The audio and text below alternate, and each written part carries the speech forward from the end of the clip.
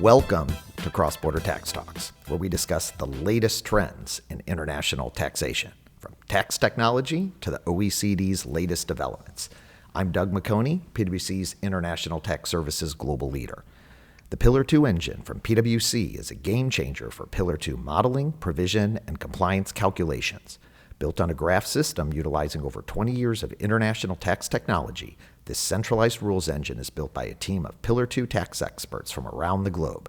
PwC's Pillar 2 engine is currently available as a service and will be licensable in July 2024.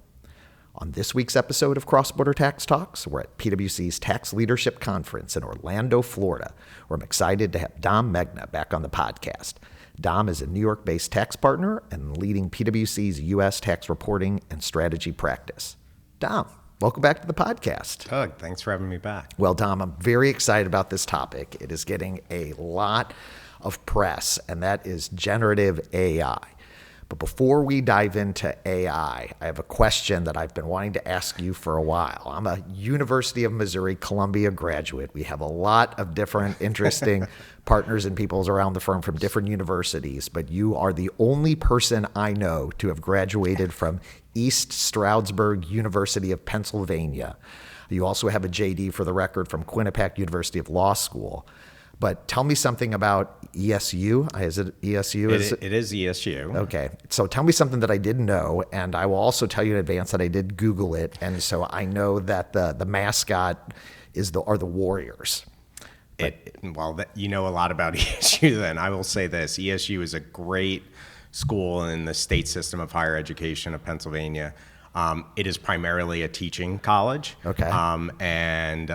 Before finding my way to law school, I had dreams of being a history teacher. Is that right? I did. And I made it all the way to my student teaching experience. And I decided, if I'm going to put in this amount of work, I'm going to find another career path, because teachers work extremely hard. They put in a ton of time. And I just thought to myself, this might not be the right thing for me. I did not know that about you. And my wife is a retired educator and school teacher and worked very hard in that career. Yeah. And wow, that's ESU. Good to know that about you. Yep. All right, so let's now get into the topic at hand, Dom. And this is artificial intelligence. And I think that for a lot of us as tax practitioners, AI and frankly some of this technology is not necessarily in our wheelhouse. So I thought we would start with just some general definitions, because I think there's lots of misconceptions out there on what is AI. And there's really kind of four things that I want to go through. What is AI, or I think the term conversational AI. Machine learning gets thrown around a lot, deep learning, and then generative AI is all the buzz now. Yep. So let's start with just AI or conversational AI. Can you kind of just set the table for us before we dive in and how this is relevant for tax practitioners? Sure. And I'll start first with, I love the way that you frame that up, right? That sort of thought process around starting kind of high level around AI and then sort of coming down into machine learning, and then the deep learning experience, and then generative AI, which is a subset of deep learning. So if you think about AI at the most, it's really just leveraging systems or technologies to achieve like a common purpose. And that artificial intelligence is built off of obviously very complex algorithms, obviously coding, right? And it uses that underlying data and the data that continues to train it in that model to be able to produce results. And those results typically are a text image or a piece of data, versus a result as we typically think about them in the world of tax, which is usually a calculation. Right. And we'll get into that as we start to talk more. Then you start to move into machine learning, which is a subfield of AI, right? And this is more of where you start to apply enhanced algorithms to really automatically change, or I should say, I don't want to say change, but influence and train that underlying model, okay? Now you're going to start to move into machine learning, deep learning. And this is an area I'm just at the surface level on. We have people who have been living and breathing this for 20 years since the advent of some of these technologies, right, within the firm. And it's amazing when you talk to them, and they have PhDs in this field.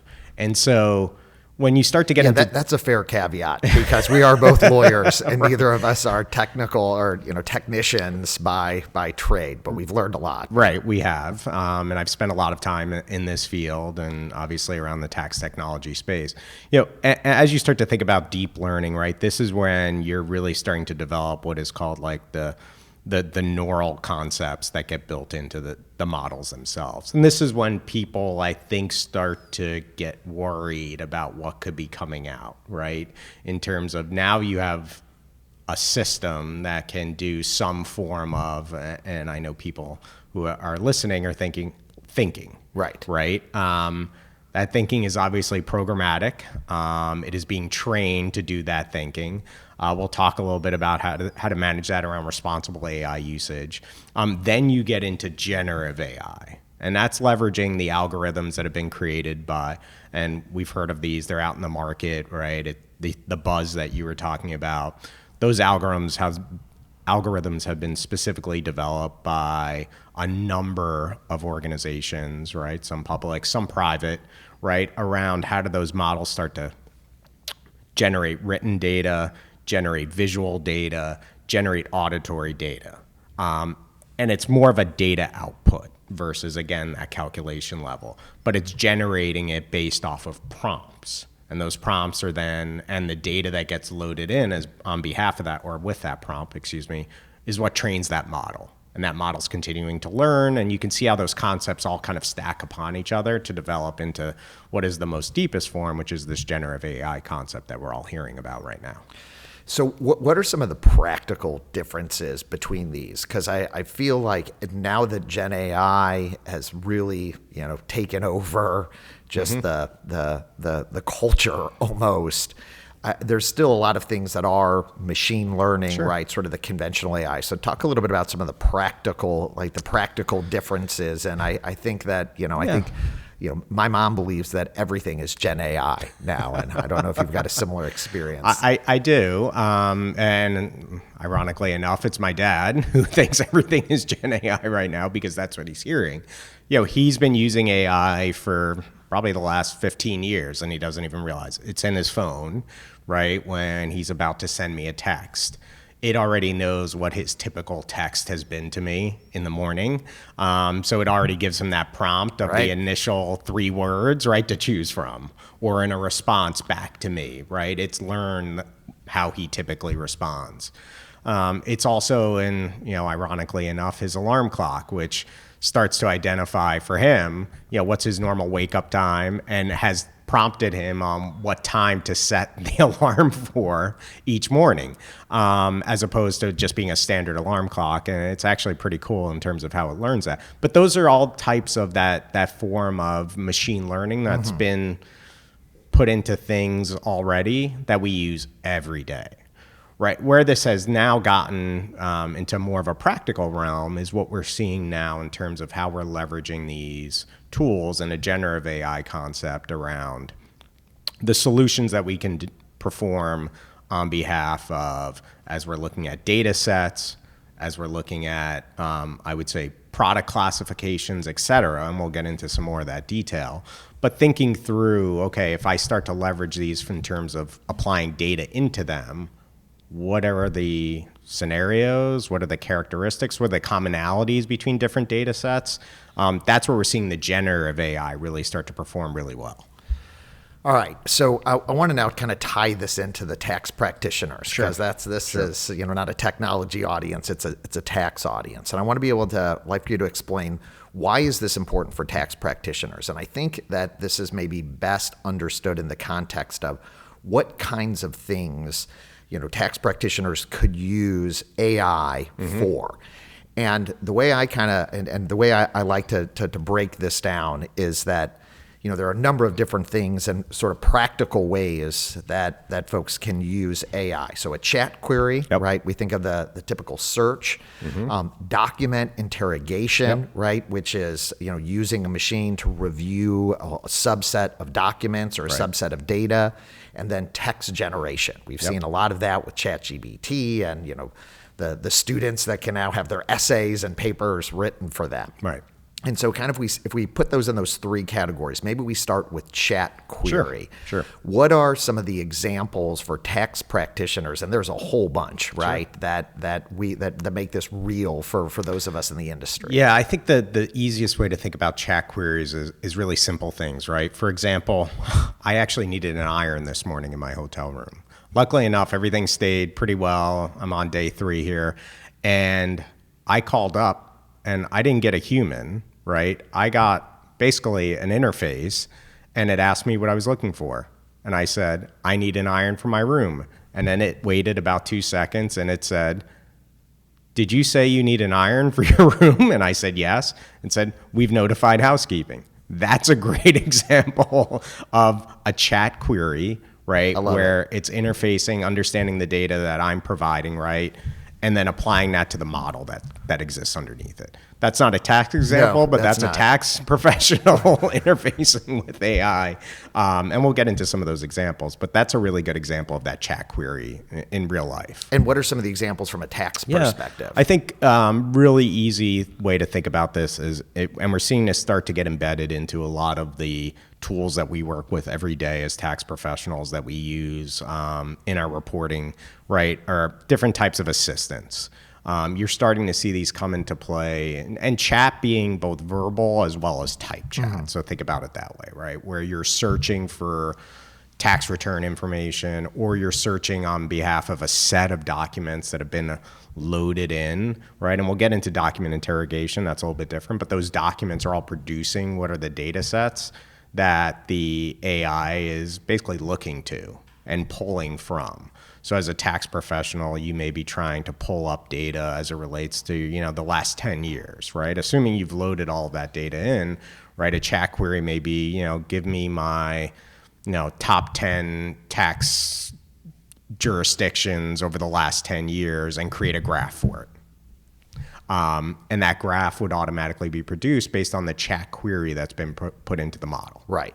Yeah, and so when I think about it, tax knowledge management, as we think, and particularly you do more with the data stuff, I do a lot more with kind of the qualitative, but I think these are equally applicable, right? Sort of the tax knowledge management, standardization of documentation, particularly in the context of forms and statements, like in the tax return process.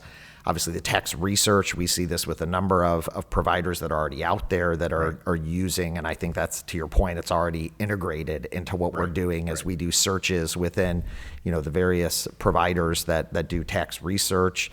Obviously, advanced tax document search, that's something in our business that we're very focused on, and even tax technical like FAQs is something that we've been thinking a lot about. Right, and all that requires the need to ingest documents to be able to teach that model, and that's where the document interrogation starts to come into play.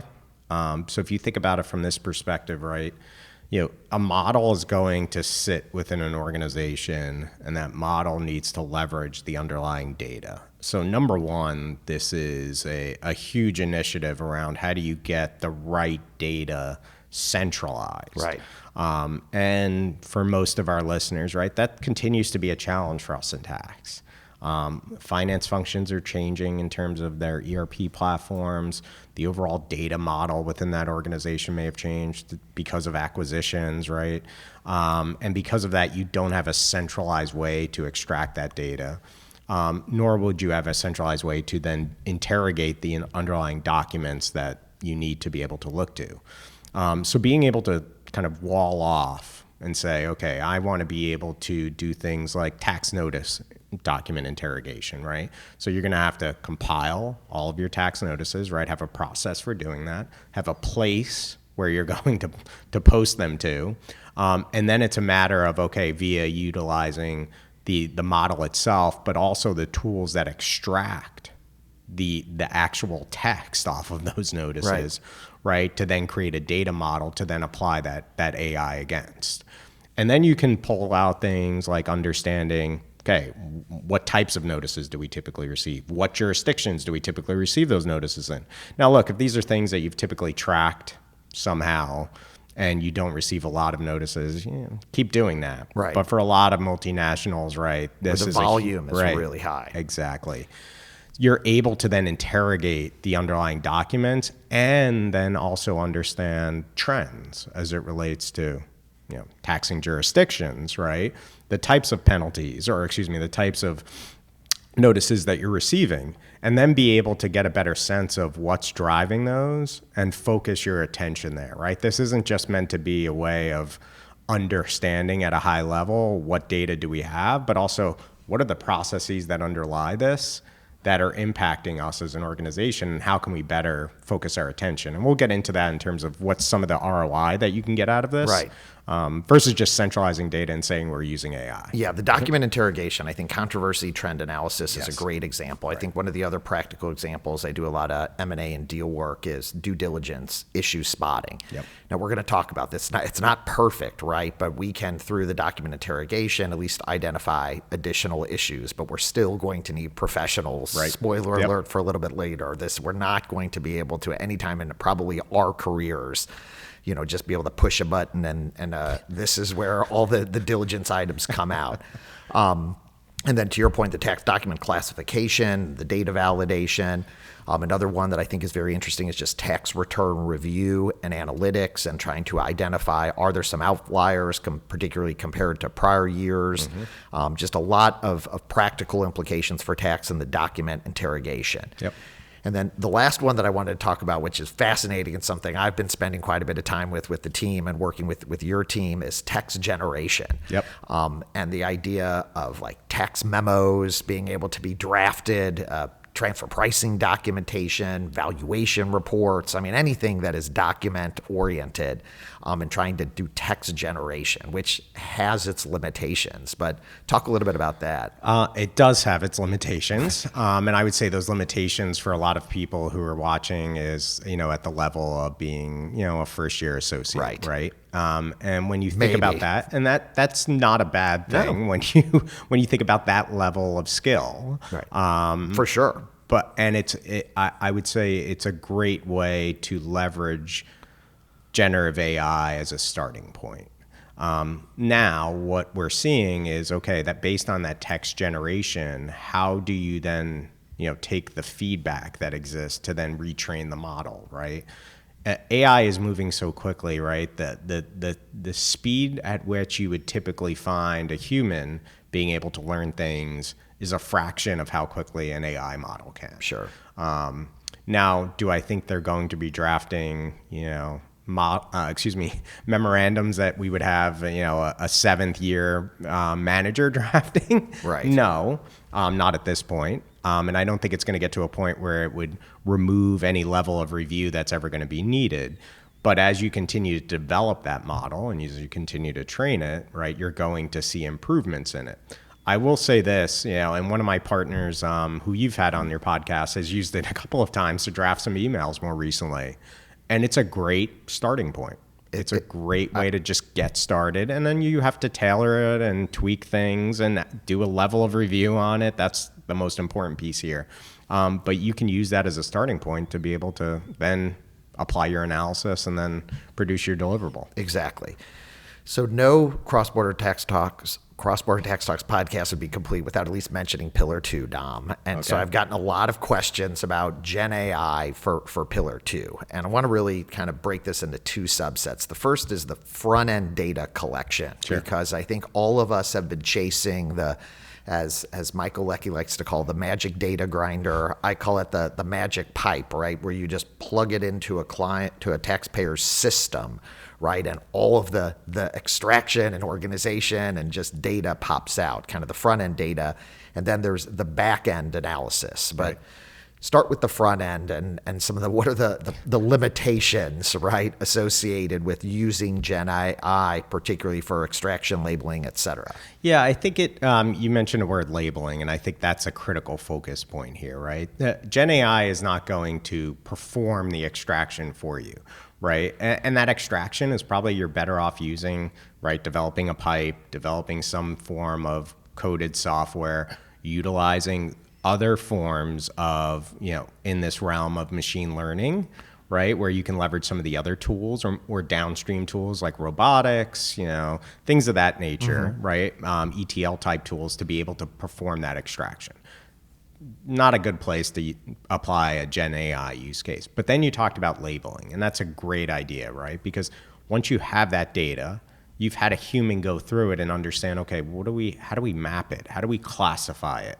How do we think through what are some of the data inconsistencies that we have between, different platforms and what needs to then be mastered in terms of that data?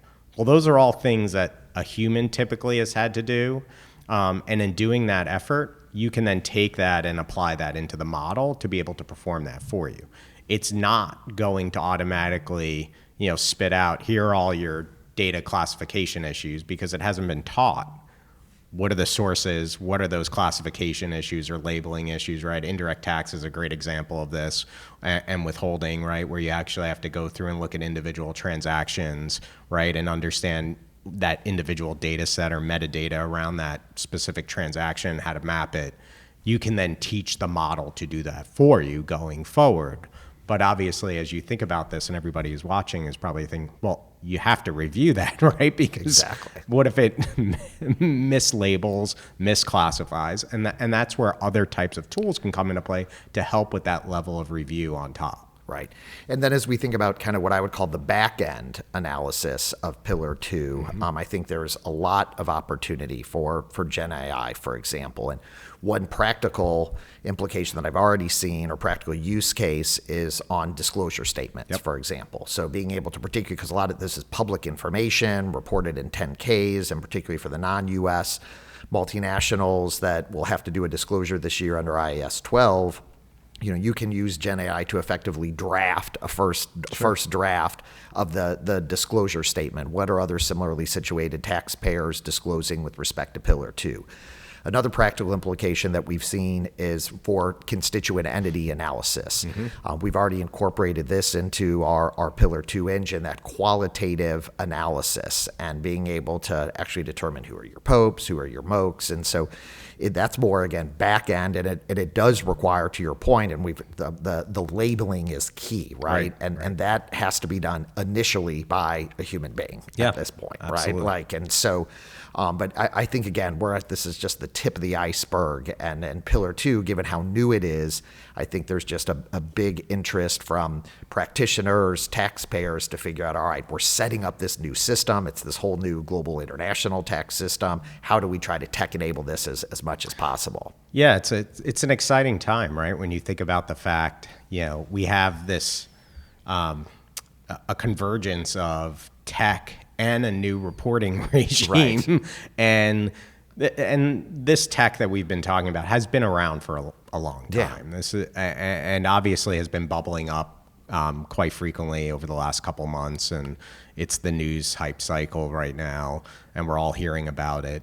But there's a convergence here, and it's really an exciting time for people like me as we sit down with clients. It comes down to understanding the issue.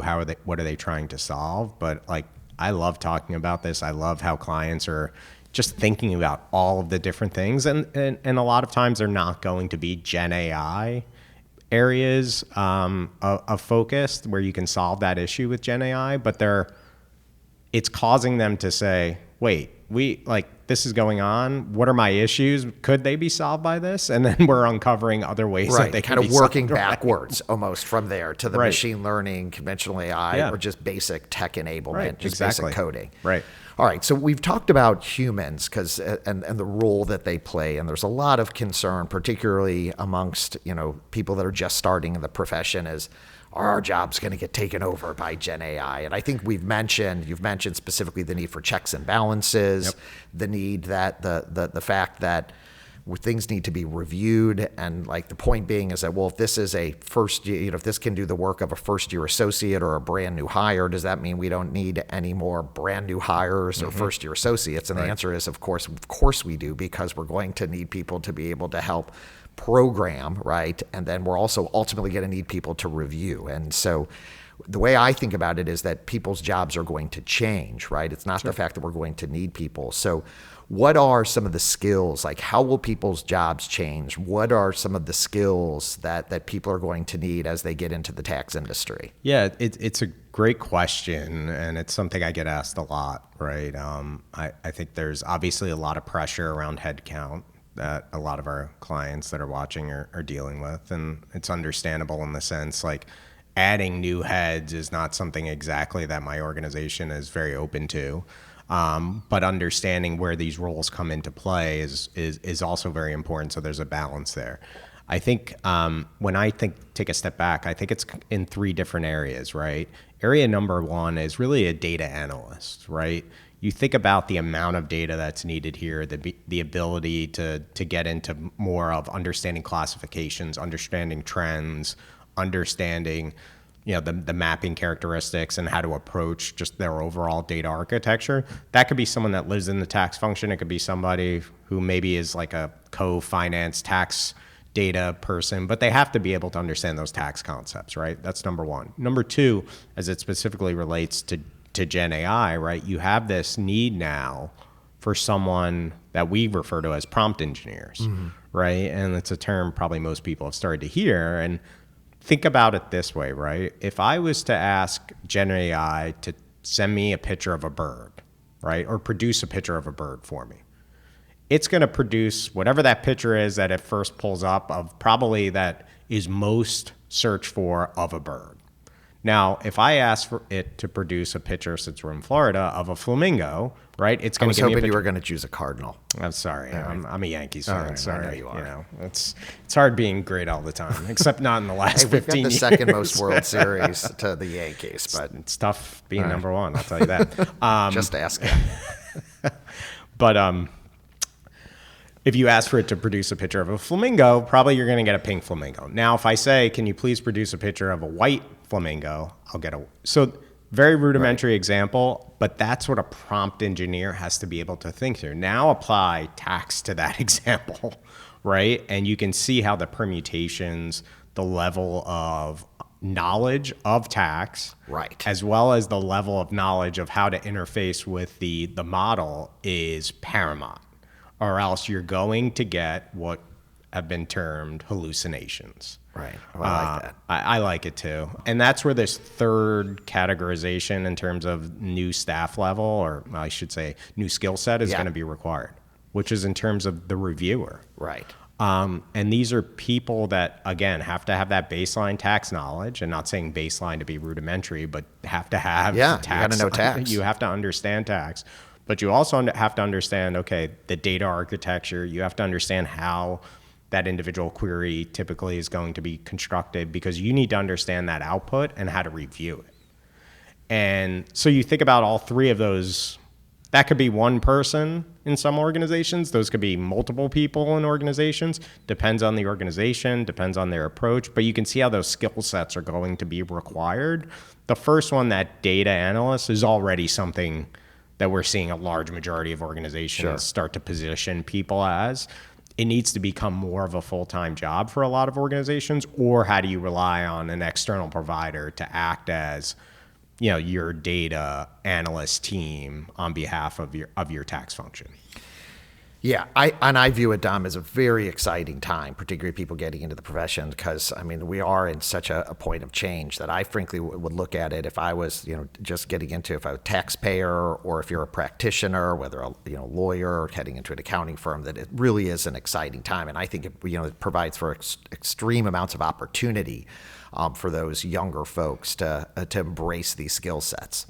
So let's move now to responsible AI. Sure. And it's a term that we use a lot. And help me understand just what are the risks associated for organizations, including ourselves at PwC, but along with taxpayers. Talk about what are some of the risks, and what does responsible AI mean, and how do companies protect themselves from some of these risks? Sure. I think there are... there are a couple of risks. I don't want to say a number of risks, because I think, like anything, this is a technology that has a huge upside. But I do think the need to be responsible in terms of how it's used is critical, right? And that's not just responsible in terms of an individual user, but also as an organization, how are you leveraging this, right? So number one, you have to think about it from a privacy perspective. And that's privacy as it relates to your individual customers or clients, right? But it's also the privacy and the privacy associated with their data, right? So if you think about how these models are structured and how you access those models, right? You can have a public model or a private model. And then there are some other ways that you can utilize these technologies, which we'll talk about. But if you're going out to a public model, right, you're posting things for that model to learn. That data that you're providing is being ingested into the public. And that model is learning that based on that. And it's using that to then produce results for other public users. Right. So you have to be extremely careful in terms of PII that's associated with this information. And really, if you're doing anything as an organization for your ongoing business operations, whether it's tax, finance, front office, marketing, et cetera, you shouldn't be using a public model. Right. I use a public model on my phone to just kind of interact with ChatGPT and just say, produce me a picture of a bird, right? So but aside from that, no client information is getting loaded there. Now think about this from a private model perspective, right? You want to contain all of that information, but you also want to think through who has access to it, right? So there's privacy considerations even within a private model, right? Customer data. So if you're looking to, let's say, a marketing or an employee database, right, or a wage database to pull in data, well, there's a lot of PII that exists across each one of those areas, right? And what is PII? Personal identifiable information. Okay. Sorry. And having access to that needs to be in a limited fashion, right? The same way that it's controlled within an organization, most people listening know they can't just log right into a payroll database within their organization or an HR database within their organization, right? It's the same way you have to control that model within your generative AI model within your private model space.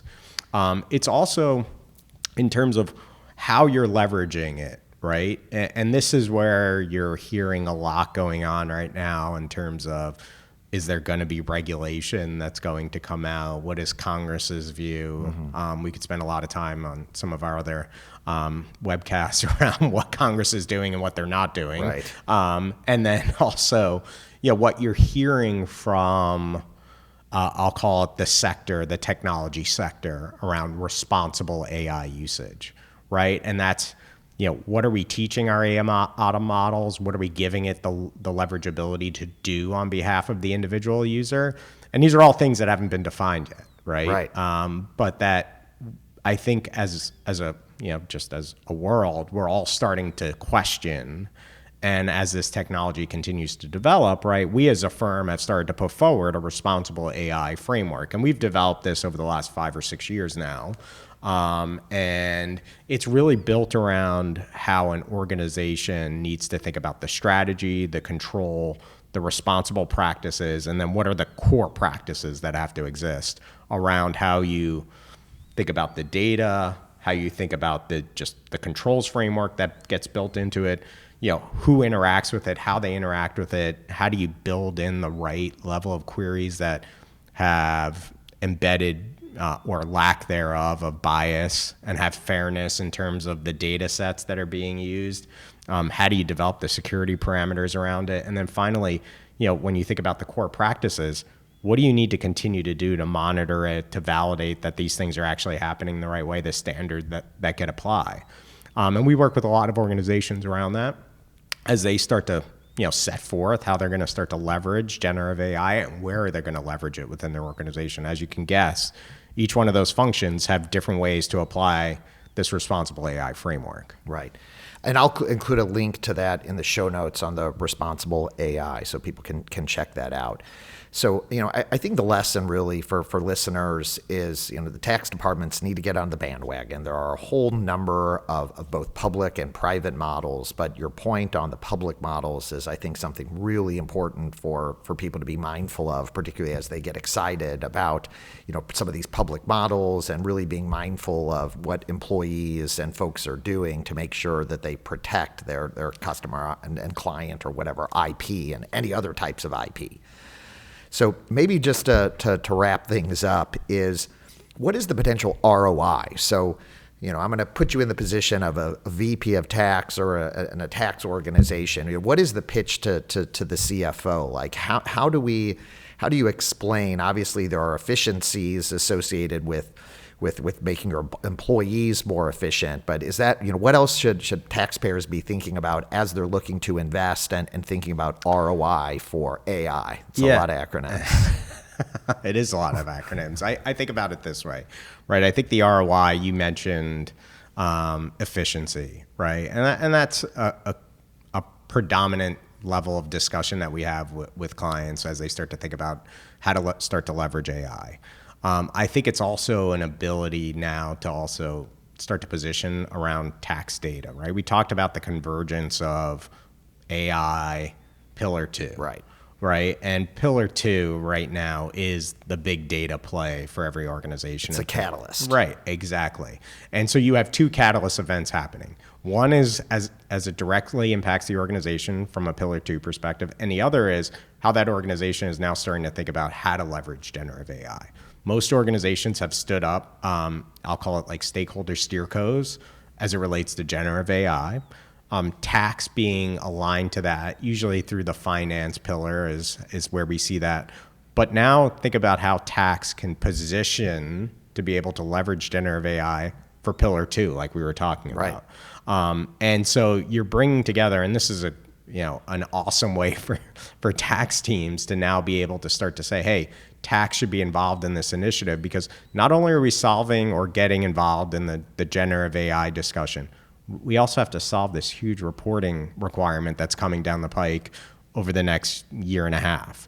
And to do so, we need better data, better technology, better organized documents, all the things that we've been talking about that are required in order to centralize into an LLM, or a large language model, are going to be needed for Pillar 2. So what better catalyst than this huge taxing event that's happening, and this confluence with generative AI right now? Yeah, and it's certainly a catalyst for our organization and everything that I'm doing and that we're doing together. Definitely. So, Dom, a fascinating conversation. Thank you very much. Hopefully a good introduction for listeners, and certainly a lot more to be heard on this area, and a lot of developments, because this is certainly moving quickly. But thanks very much for joining. Thanks for having me. So thanks for tuning in to this week's episode of Cross-Border Tax Talks. Thank you, Dom Megna, PwC's U.S. Tax Reporting and Strategy Leader. I'm Doug McHoney, PwC's International Tax Services Global Leader. Stay tuned for another exciting edition of the Cross-Border Tax Talks podcast.